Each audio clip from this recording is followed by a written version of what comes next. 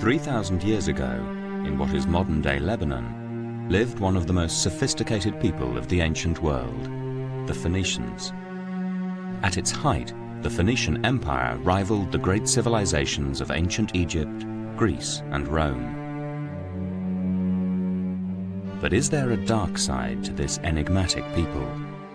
Many archaeologists and historians believe they also sacrificed their own children in horrifying religious rituals. We have this massive, very dramatic rite taking place in the dark, involving the cutting of the throat and bloodletting, accompanied by musicians. The Phoenicians had a sacrificer, someone who was especially adept with the knife and could slit the throats very effectively. A blood sacrifice on the altar, accompanied by the actual cremation on a funeral pyre. Did these blood-curdling rituals actually take place? Other scholars dismiss the stories as an ancient smear campaign. In reality, child sacrifice never existed. It's a tale invented by the many detractors that the Phoenician civilization has had during the centuries. Starting from the Greeks, then the Romans, all the way up to the 20th century.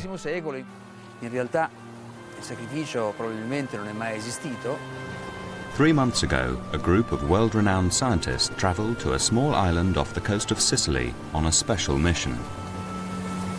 6,000 funeral urns have been discovered here, containing the charred remains of cremated Phoenician children. Are these the bones of infants who were sacrificed, or are they merely the cremated remains of children who died of natural causes? By subjecting the remains to cutting-edge forensic analysis and DNA testing, it may finally be possible to discover the truth about this extraordinary people.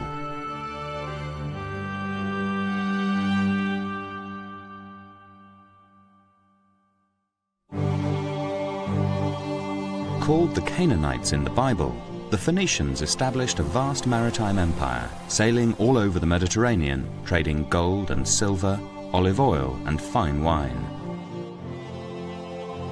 Phoenician settlements have been discovered in Sicily, Spain and Cyprus.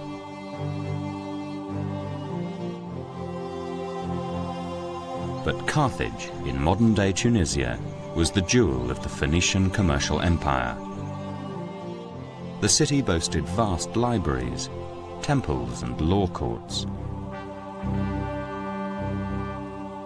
Carthaginians lived in huge blocks of flats, 6 stories high. The ruins of this great city, which once rivaled ancient Rome, have been discovered on the Bursa Hill outside Tunis.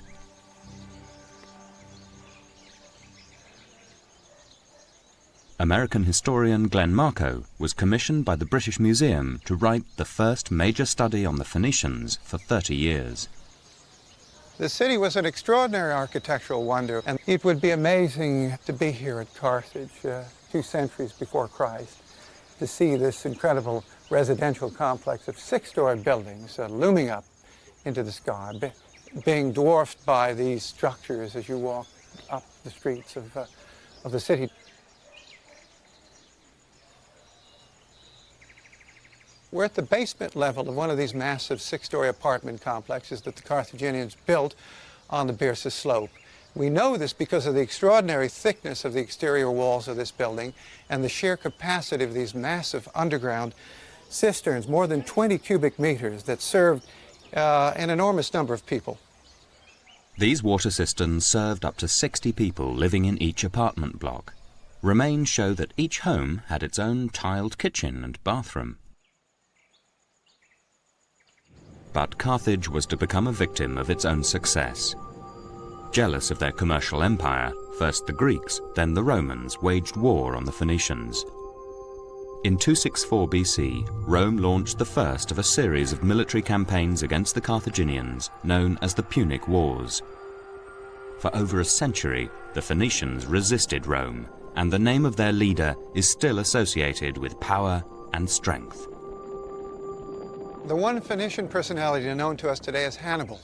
great general of the Second Punic War, that crossed the Alps with a troop of soldiers mounted on elephants and nearly brought the city of Rome to its knees. Had he done so, the whole history of the Western world as we know it today would have been rewritten by the Carthaginians rather than the Romans. But barely 40 years after Hannibal's death, Romans torched and destroyed Carthage.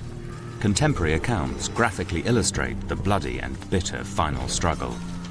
Some were stabbed, others were hurled alive from the roofs of the buildings. All places were filled with groans, shrieks, shouts, and every kind of agony. Old men, women and children had hidden in the inmost nooks of the houses. Some of them were wounded, some more or less burned, all uttering horrible cries. Others, thrust out and falling from such a height with stones, timbers and fire, were torn asunder into all kinds of horrible shapes, crushed and mangled. The Romans didn't just defeat the Phoenicians in battle, they tried to obliterate all trace of their culture and traditions. The Roman destruction led to the destruction of the great library at Carthage itself, and as a result of that, we've lost all of the original documents written by the Phoenicians in their own language, describing what had actually transpired in the city in the years before the Roman destruction.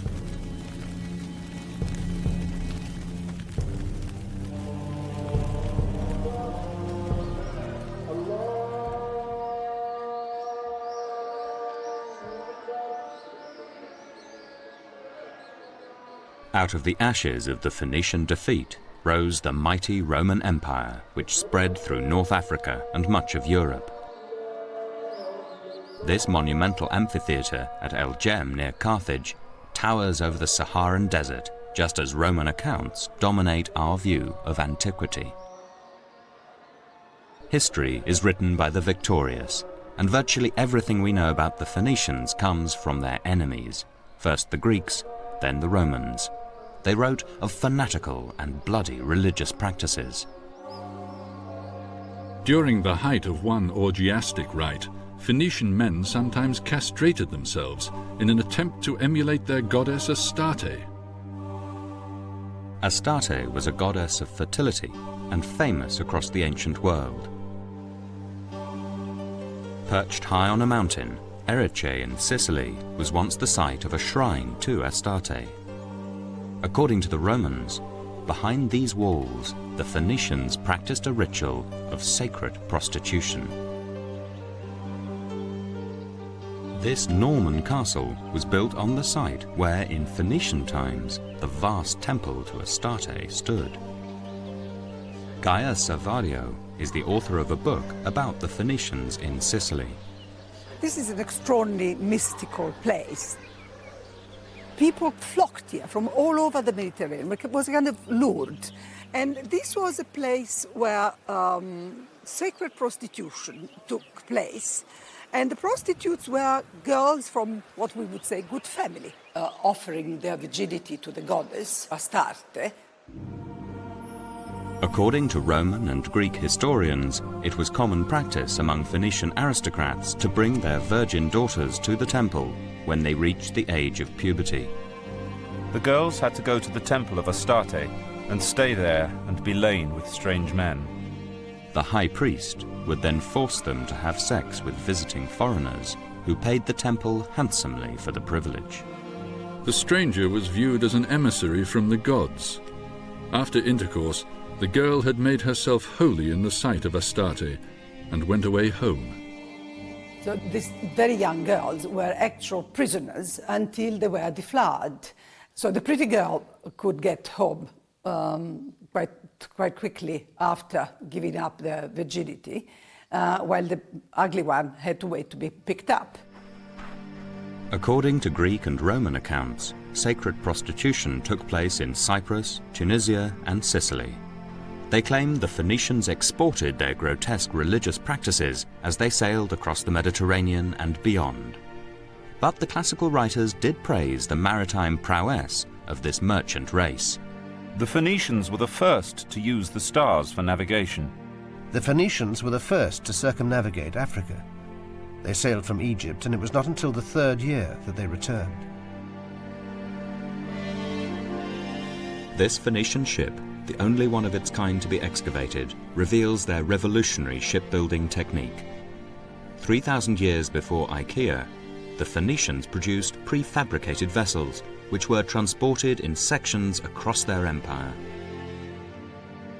Putting sections together was aided by another new invention, the alphabet. A matched A, B to B, and so on.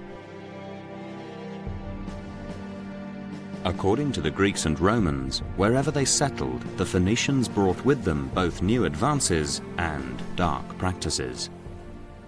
By far the most terrifying allegation was child sacrifice. In times of war, famine, or pestilence, the Phoenicians sacrificed their own infant children. In crises of great danger, it was a custom of the Phoenicians to give freely their best-loved children in sacrifice, as a ransom to the avenging demons. Those given up were slaughtered in mystic rites. The Phoenicians, it was said, sacrificed their children to appease their bloodthirsty gods,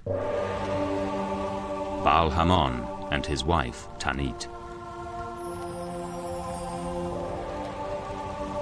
Baal and Tanit took many forms. They could have an animal face or be human.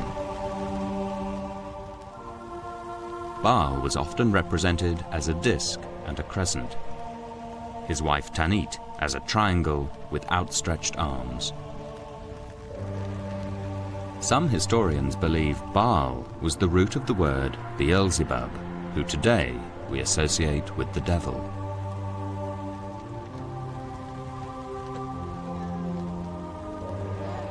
According to the Greek and Roman accounts, the ceremony of child sacrifice began with the parents handing over their baby to the high priest to be anointed with perfume and oils. Meanwhile, the sacrificer, an assistant priest, made preparations for the baby's death.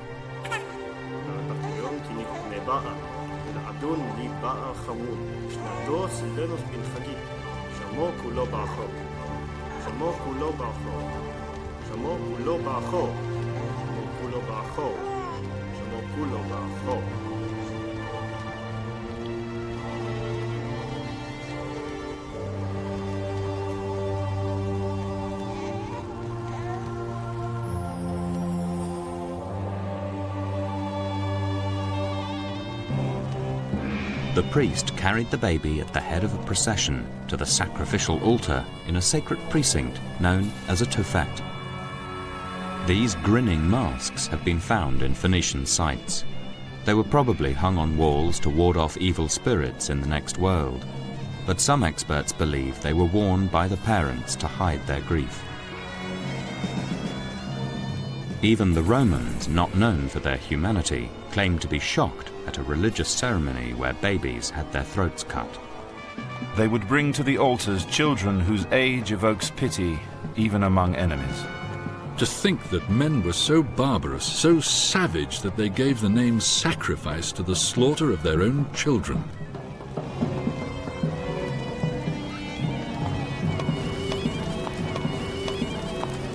Some accounts imply the dead baby's face was covered with a grinning mask before it was thrown onto the funeral pyre.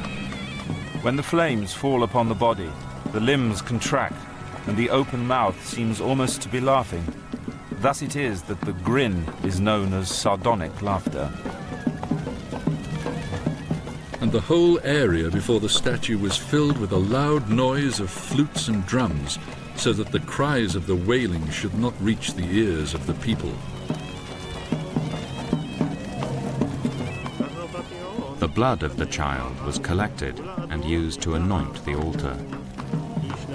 They sometimes sprinkled children's blood upon the altars. They thus implored the favor of the gods through the blood of those sacrificed.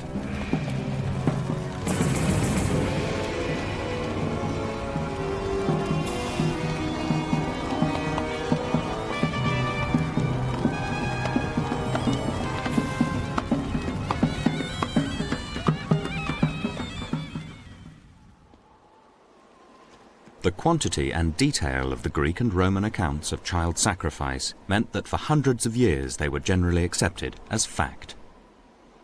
But in the 19th century, historians increasingly began to dismiss these ancient sources as biased and unreliable.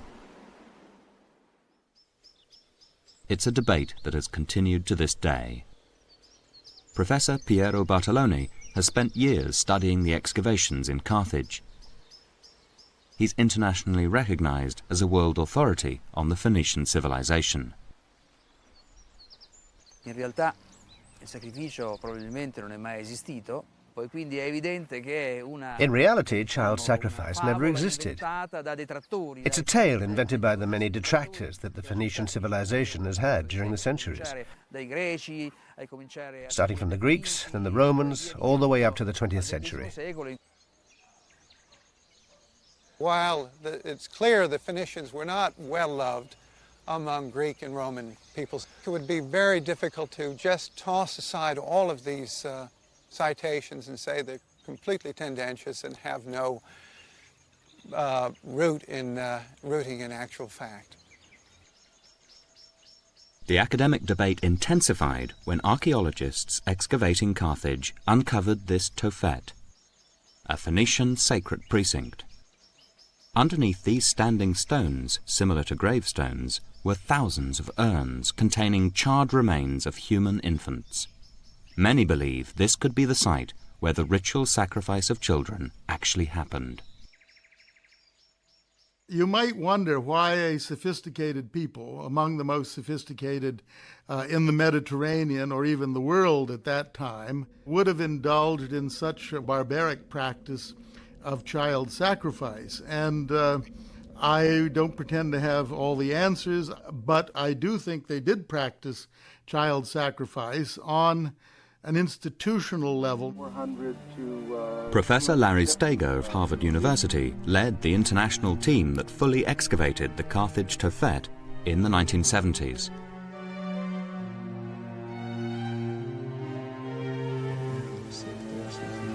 Oh, here it comes. Okay, maybe I better get a bucket.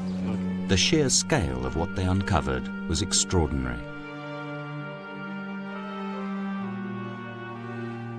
We had maybe 20,000 over a 200-year period in ancient Carthage that we would estimate were sacrificed. That's about, 100 per year at least.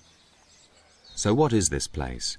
Did parents really bring their children here to be ritually slaughtered? Or is there a more benign explanation for the Tophet? The Tophet is simply a separate place, isolated from the adult cemetery, where stillborn children were buried, or those who died soon after birth. It's important to remember that in ancient times, 7 out of 10 children died in infancy. Of the 3 who survived, only 1 would reach adulthood. So infant mortality was extremely high. And these dead children were buried in an honorable way to appease the gods and to help propitiate another birth. The Tophet is at the heart of the debate about whether the Phoenicians did or did not sacrifice their children. Is it simply a cemetery for babies who died of natural causes, or is it evidence of something much more sinister? The archaeology doesn't prove one way or another whether it was actually child sacrifice and then being buried in these special burial grounds, or was it simply children dying of natural causes, being cremated, placed in jars, and buried in these special precincts. It's an arguable question and hasn't been resolved to everyone's satisfaction, otherwise we wouldn't still be arguing about it. Back in the 1970s, forensic archaeology was in its infancy. But now, new scientific techniques may finally be able to settle the argument once and for all. What we are able to do today is quite a bit more than we could have done 20 years ago when analyzing what are probably the most important elements of this archaeology, namely the physical anthropology, the bones of the cremated or burnt children. In the last 3 months, scientists in Britain and Israel have been using cutting-edge forensic techniques to analyze the charred remains of the children buried in the Tophet.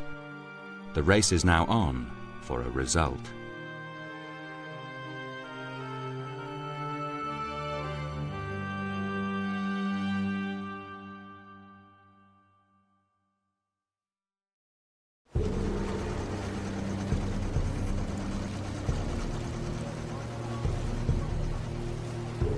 Moccia, a small island off the coast of Sicily, 100 miles north of Carthage, is the site of another Phoenician Tophet. It could hold the key to the question of whether or not child sacrifice was actually practiced by the Phoenicians. Earlier this summer, Glenn Marco and a group of leading scientists headed off to Moccia to try and resolve the issue once and for all.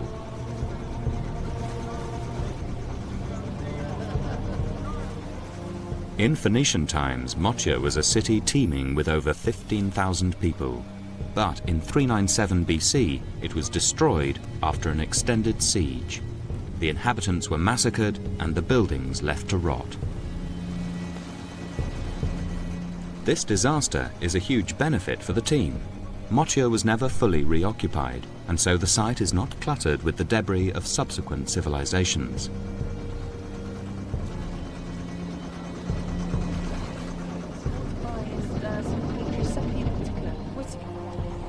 This site is significant, first of all, because in contrast to all of the other cities that the Phoenicians occupied, which were always in such amazing locations that they were built upon by the Romans and peoples after them. Because of the remarkable condition of the site, we have a number of complexes that are completely preserved. One of them is the Tophet. Like the Tophet in Carthage, archaeologists discovered a large walled precinct in Moccia. They excavated 6,000 clay urns, once again filled with charred bones. The thousands of urns discovered on the island are now in storerooms under lock and key.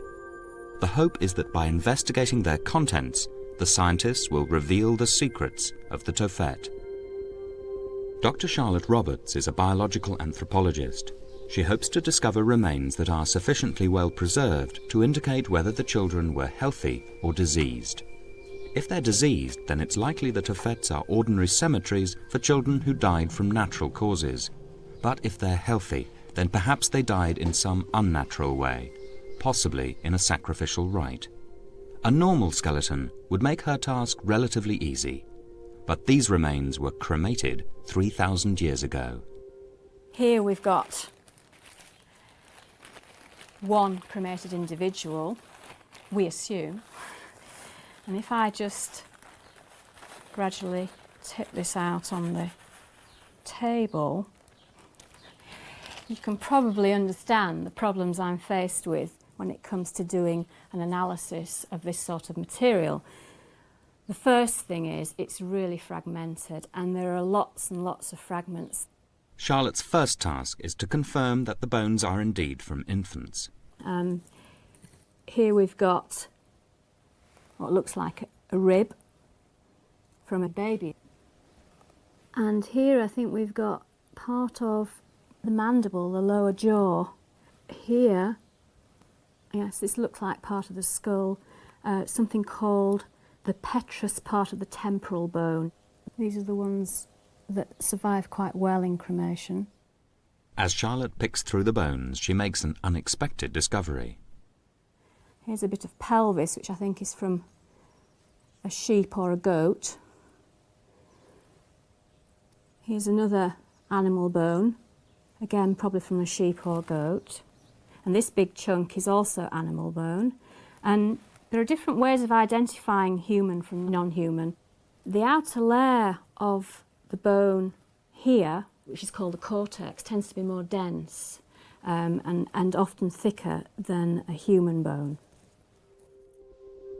Many of the Carthage urns excavated back in the 1970s also contained a mixture of animal, bird and human bones. But why? The evidence can be interpreted in totally different ways. There's no dispute that the Phoenicians sacrificed animals in the Tophet. So one theory is that the animals and children were sacrificed at the same ceremonies. The result was that their cremated remains got mixed up on the funeral pyre and therefore in the urns. Sometimes we get bits of the animal or bits of the human together in the same jar, and it's unlikely that this is an intentional interment in the jar, but just an accident of scraping off the pyre. But for other academics, it's no accident. They believed the Phoenicians deliberately sacrificed birds and animals when they cremated newborn babies who had died of natural causes. Inside the urns, mixed up with the children's bones, we also find the bones of small animals which were sacrificed during the cremation ceremony. The sacrifice of these small birds or lambs was meant to accompany the child to the other side, to the next life. This might explain the urns with mixed remains, but many of the Carthage urns only contained animal bones. In some of these jars, for example, in this one, there wasn't a baby in there at all, only a lamb. So my question to those who claim that this is just an infant cemetery, that is only for children who died of natural causes, why in the world then are they burying their pets? The archaeological debate goes on, but back in Motia, there's been a breakthrough that may help solve the mystery. Charlotte Roberts has found human teeth, an important indicator of general health. If they show signs of disease, then the children could have died from natural causes and not in a sacrificial rite. The teeth survive very well during burial, much better than the bones, so we do get quite a lot of evidence for dental disease. What we term metabolic diseases, so disorders of normal metabolism, things like anemia, rickets, vitamin D deficiency, scurvy, vitamin C deficiency. Metabolic disorders could affect dental development, so Charlotte uses the microscope to look for defects in the enamel. After careful scrutiny, she's prepared to reach some conclusions. On the basis of what I've seen, there's no dental defects in these teeth from these individuals, suggesting that they didn't suffer any disease or nutritional problems. In all, Charlotte looked at the remains of over 20 children. She found nothing to suggest they died of disease. And there's one piece of archaeological evidence which supports the theory that the children in the Tophet were healthy when they met their death.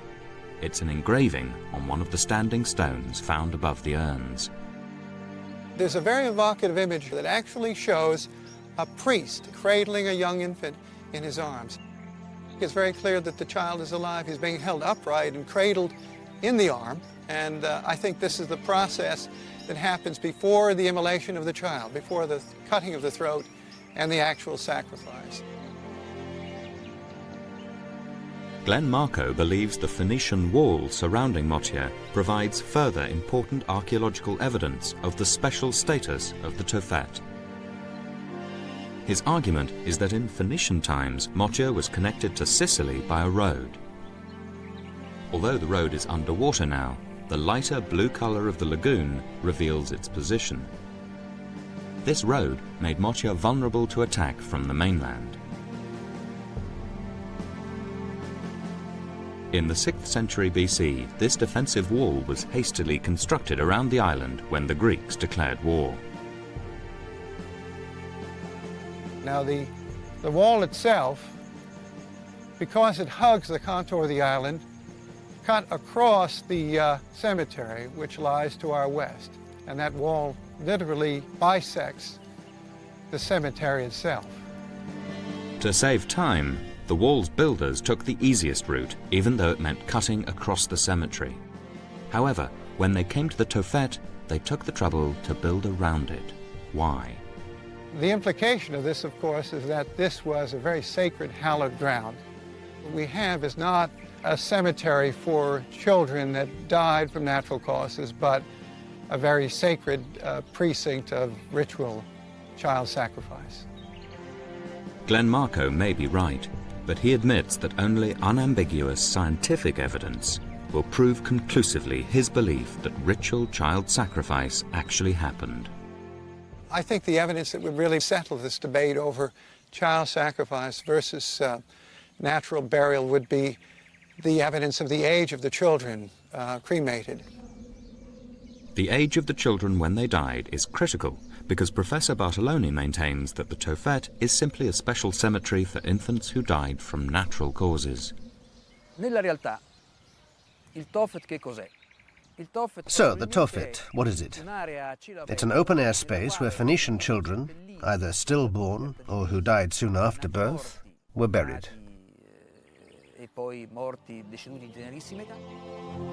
So, how old are the children buried in the Tophet? Were most of them stillborn or newborns who died in the first critical weeks of life? The answers could lie in the teeth that Charlotte Roberts is examining.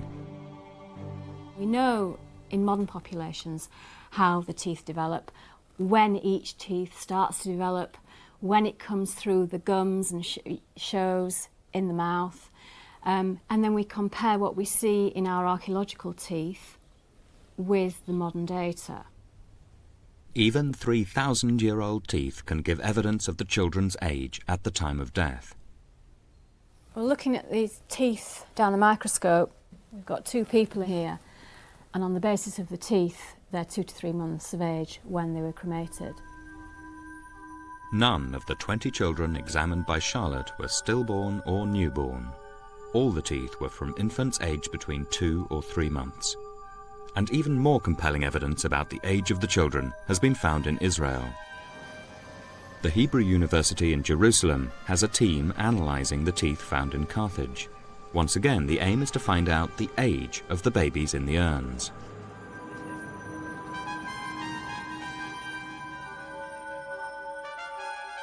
Last month, the preliminary results on 20 tooth samples known as tooth germs came through. So far, none of the babies were stillborn. And here, this is the germ. It's the first baby molar, the first deciduous molar, and this is the crown, only about half formed. This suggests that this infant was aged 1 to 2 months when it died. Other children found at Carthage were much older. And if I take out this tooth germ, this is the tooth germ of a first permanent molar, and here you can see that the crown is about 2/3 formed. That indicates that this child was about 2 years old when he died or was sacrificed. We have so far only looked at a small sample of the remains from Carthage, but we have found some infants that were as old as 5 years. None of the 40 children examined from both the Carthage and Motia Tophets were stillborn. Their ages ranged from 2 or 3 months to 2 years, and one was about 5. These results undermine Professor Bartoloni's theory that the Tophet was a special cemetery for stillborns or babies who died shortly after birth. It seems that the Phoenicians probably did sacrifice their children to appease their gods. There's one further forensic test which could settle the debate once and for all: DNA analysis. But will it be possible? DNA has never been successfully extracted from the cremated remains of children who died 3,000 years ago.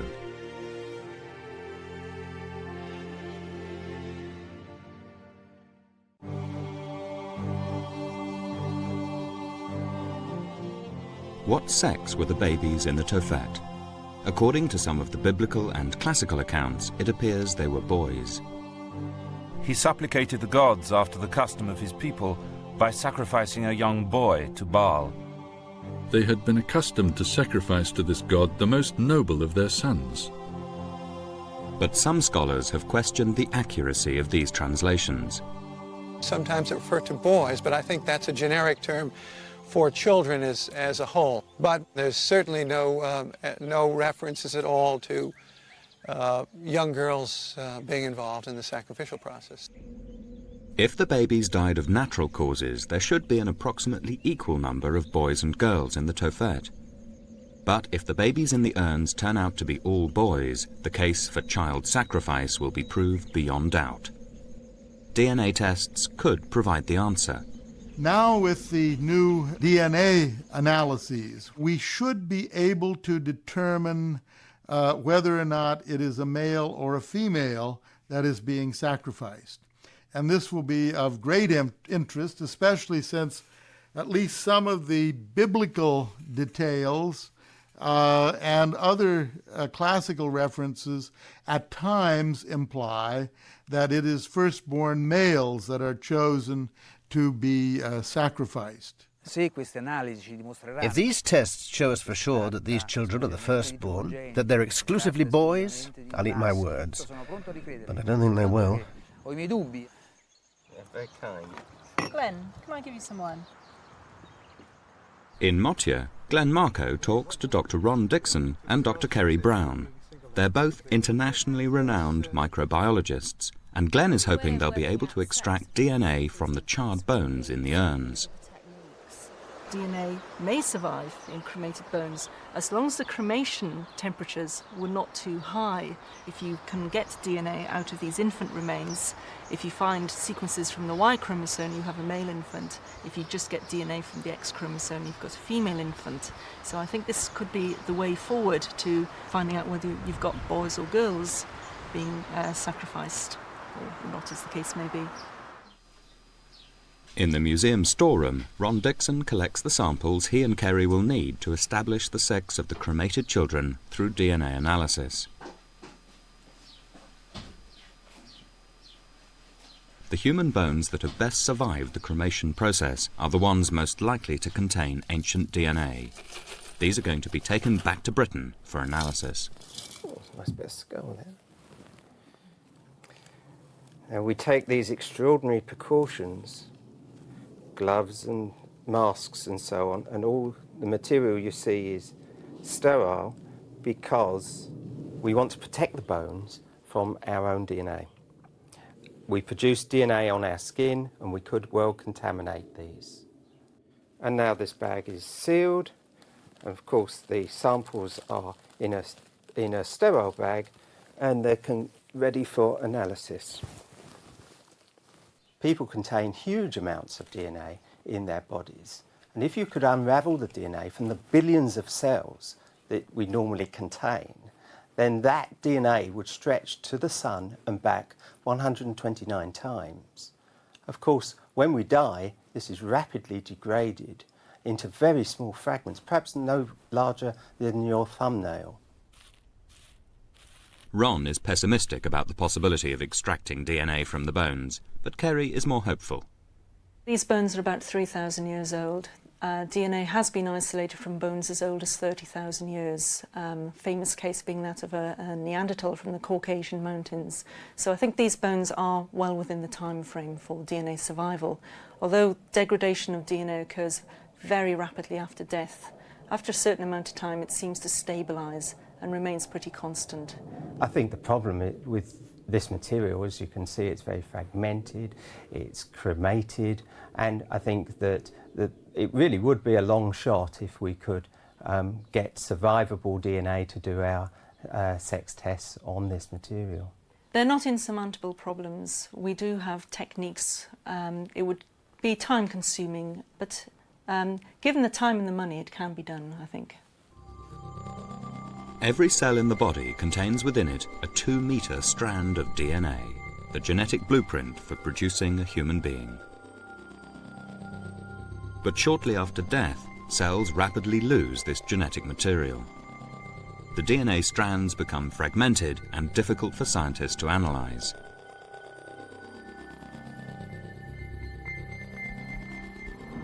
Bradford, last month. Ron Dixon and Kerry Brown have spent weeks struggling to extract DNA from the Motian remains. One place where tiny fragments of ancient DNA sometimes survive is in the teeth. But these hopes were dashed early on. The teeth were really so degraded that we were only left with the enamel shell, and we know really that we're unlikely to get DNA from that sort of material.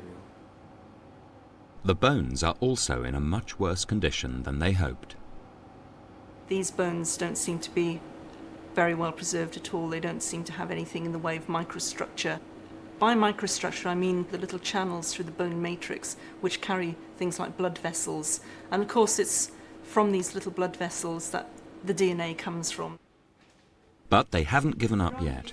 They're off to supervise research assistant Alex Wan, who's doing the analysis. And the SRY gene on the Y chromosome.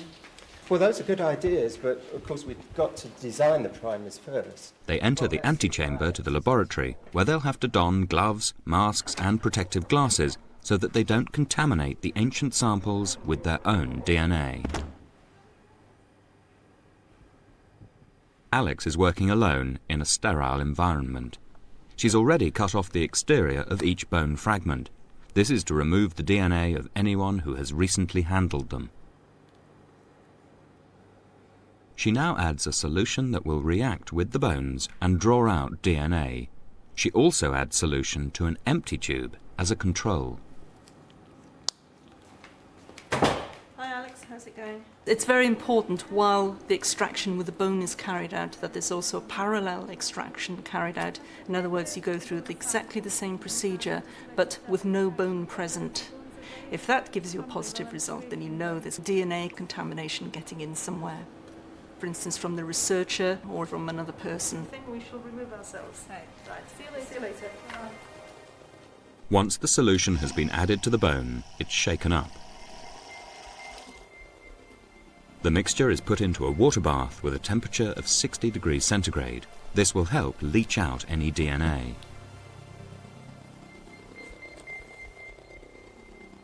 A centrifuge now separates the bone fragments from the solution that may contain the ancient DNA.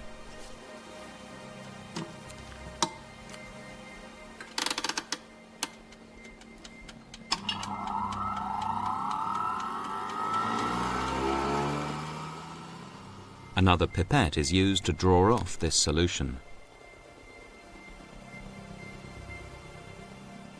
This whole process has taken 24 hours, and Alex is finally left with just this tiny amount of clear liquid. To find out whether it contains any ancient DNA involves yet another lengthy process. One of the characteristics of ancient DNA is that very little of it survives. So we use what's called the polymerase chain reaction, PCR, to target a particular piece of DNA. These samples are now ready for the PCR machine. This is the revolutionary part of the process that makes the analysis of ancient DNA possible.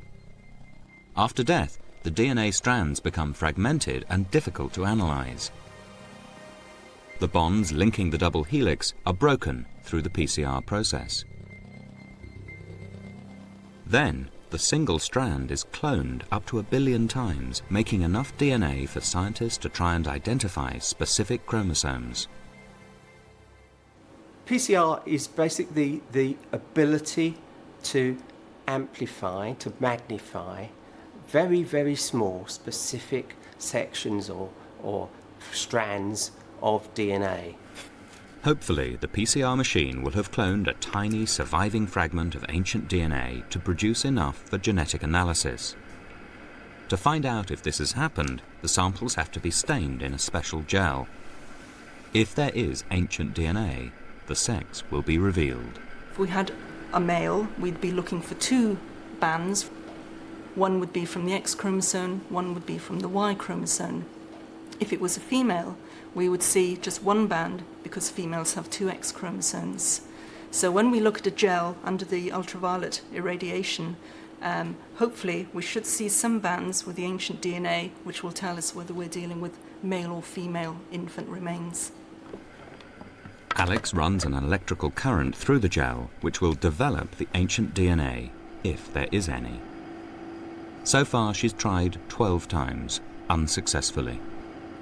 For Alex, it has been a real struggle. with the extractions and the PCR, running the gels to get results from these bones. So if she has succeeded in getting any results from these bones, I think that's a heroic effort on her part. Each attempt to extract ancient DNA takes 3 days. After 12 failures, Kerry and Ron are hoping attempt number 13 will be lucky. It isn't. We can now know, perhaps, that we really can't find DNA that will survive a cremation in this type of bone. But Alex persuades Ron and Kerry to let her have another go, while she repeats the process in Bradford. In Jerusalem, they have made a breakthrough. Pat Smith has managed to extract tiny ancient DNA fragments from the Carthage babies. We do have some preliminary results. They show 2 bands. 2 bands equals a boy, 1 band equals a girl. So it seems that, at least for the specimens we've looked at, we have boys. Obviously, we need to look at a very much larger sample before we can say definitely that the probability of girls being buried there was extremely low. If the babies in the urns found in the Motia Tophet all turn out to be boys, then science will have finally proved beyond doubt that the Tophets were sites of ritual child sacrifice. Back in Bradford, Alex is about to find out whether she's finally found ancient DNA and what sex it is. She's summoned Ron and Kerry for the moment of truth. Hi, I think you should come and look at this. You got something? Well, have a look and see. Right. Oh, yes. Oh, yes. Along with the ancient DNA, the gel also contains modern DNA from a man and a woman as a point of comparison. Yes, you got the male, 2 bands from modern DNA. That's the female, modern DNA, 1 band. And that's the ancient DNA, and we see 1 band there, so... That's marvellous, and it's a girl! That's great. All So the, it's all a the real... blanks have been blank here. It's a real result. Great. Well done. But it's a very disappointing result for the advocates of the child sacrifice theory. I don't want to make too much of that evidence until it's been further studied. And we continue to do more work on these bones because we're learning much more, even though it's now several decades since we did our excavations in Carthage. The Israeli team are now embarking on a massive study. Over the next 5 years, they hope to conduct DNA tests on hundreds of Carthage infants. If they find a fairly even mix of both boys and girls, Professor Bartolone will be proved right, and the Roman and Greek accounts of child sacrifice would be fiction. But the advocates of the child sacrifice theory are pinning their hopes on finding a disproportionate number of either girls or boys. If we have a great predominance of young girls, this would fit in with the bias that we might have in the ancient world of young girls being undervalued by society, so that it would be easier and less painful for the family to sacrifice a girl than a boy. If the predominance are boys, then this would fit in with the notion of the supreme sacrifice of the young firstborn male. The absence of disease in the teeth and the age of the children analyzed so far suggested that child sacrifice did indeed occur. But the discovery of a female child has thrown these findings into confusion. It may take several more years for science to finally discover whether there was children's blood on the altar.